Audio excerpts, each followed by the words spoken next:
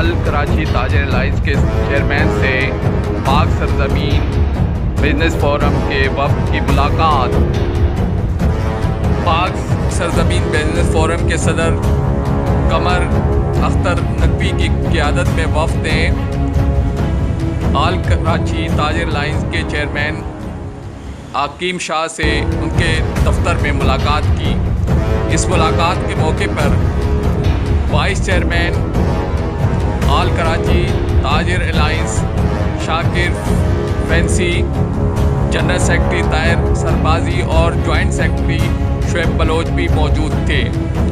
मुलाकात में ताजिरों के मसाइल पर गुफ्तगू हुई। पाक सरजमीन फोरम के सदर ने ताजिरों के मसाइल हल करने में मुकम्मल ताउन का यकीन दिलाया।